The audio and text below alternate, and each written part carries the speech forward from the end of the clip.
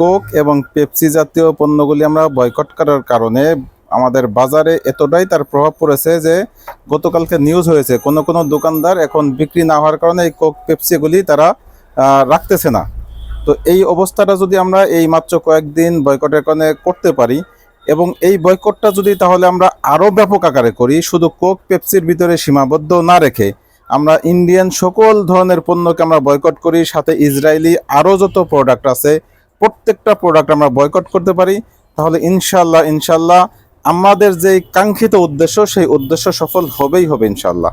অতএব আমি আপনাদের কাছে আহ্বান করব, আপনারা বাজারে ঘুরে ঘুরে প্রত্যেকটা প্রোডাক্টেরই দেখবেন বিকল্প পাবেন।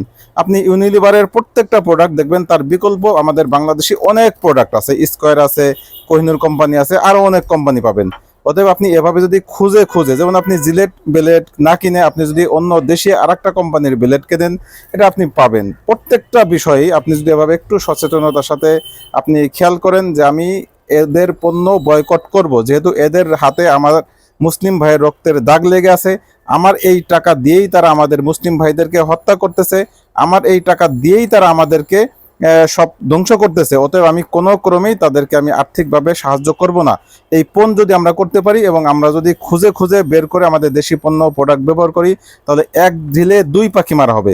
প্রথমত আমাদের দেশীয় যে কোম্পানিগুলি আছে তাদেরকে আমরা সহায়তা করা হবে, তাদেরকে প্রমোট করা হবে এবং তারা লাভবান হবে।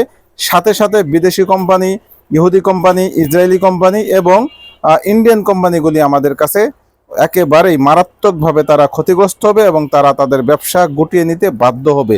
এভাবেই আমাদের বিজয় আসবে। অতএব আমি আপনাদের সকলকে আহ্বান করব, আপনারা শুধু এই কোক পেপসির ভিতরে বয়কট সীমাবদ্ধ না রাখে বরং তাদের সকল প্রোডাক্ট বেছে বেছে সেগুলিকে বয়কট করুন।